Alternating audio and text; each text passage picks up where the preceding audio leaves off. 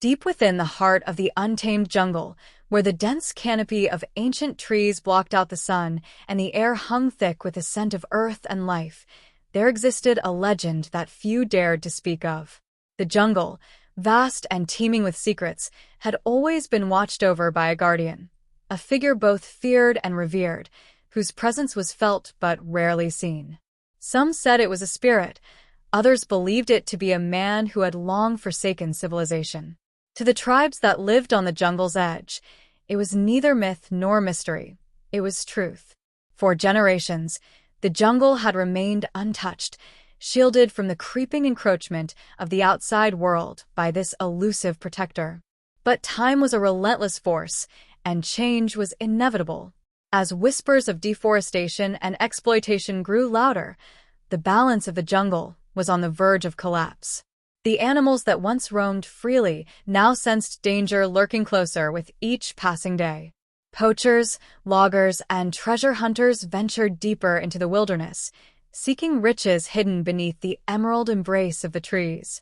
Amidst this growing turmoil, a lone figure moved through the undergrowth with silent precision. His skin was weathered by years spent beneath the unforgiving sun, his eyes sharp and observant, scanning the dense foliage for any sign of intrusion.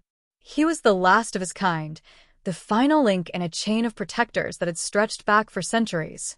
His name had been forgotten by the outside world, but in the language of the jungle, he was known as Tarak, the Guardian. Tarak had lived his entire life within the jungle's embrace, raised by the elders of an ancient tribe who had long since disappeared, swallowed by time and modernity. He knew every rustling leaf, every animal call, and every hidden path that wove through the labyrinthine green. His purpose was clear: to protect, to preserve, and to ensure that the balance remained unbroken.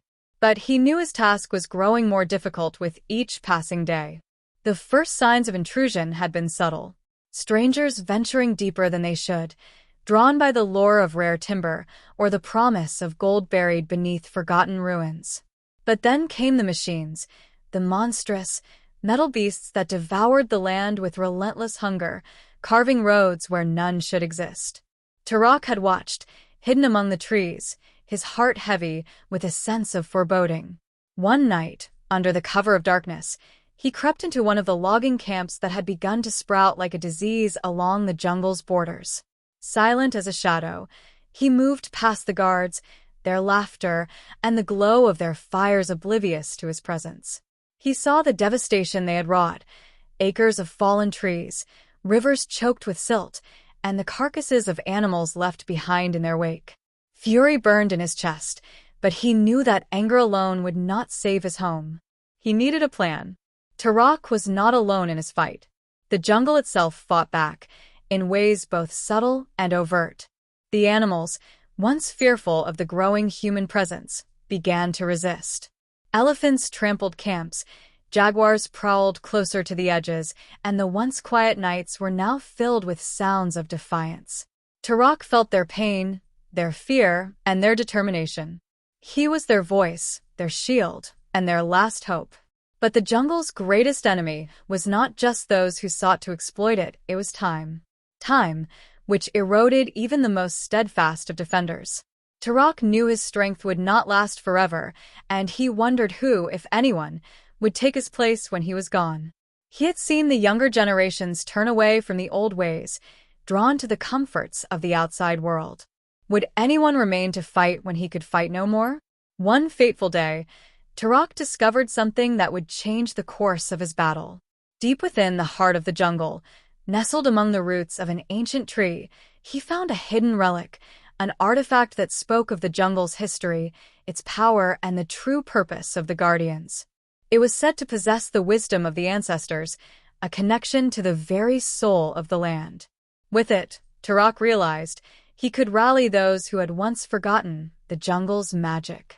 With renewed determination, he sought out the scattered remnants of his tribe, those who had left the jungle but still carried its spirit within them. He traveled through villages, speaking of the old ways, reminding them of their duty. Slowly, they began to return, hunters, healers, and warriors, all bound by their love for the land that had once been their home. As the final battle loomed, the jungle stood on the precipice of destruction. Tarak and his newfound allies faced overwhelming odds, yet they fought with the heart of the wild beating within them. Traps were set, paths were rerouted, and the jungle itself seemed to rise up in defiance of those who sought to claim it. In the end, it was not brute strength that won the war, but resilience. The jungle proved its worth not through violence, but through endurance, showing that some things were beyond the reach of human greed. The loggers retreated, the treasure hunters moved on, and the jungle, though scarred, stood tall. Tarak, standing atop a ridge overlooking the vast green expanse, knew his time was nearing its end. But he was no longer alone. The next generation had returned, ready to take up the mantle. And as the wind whispered through the trees, carrying the sounds of life that would continue long after him, he smiled. He was the last guardian in name, but not in spirit. The jungle would endure.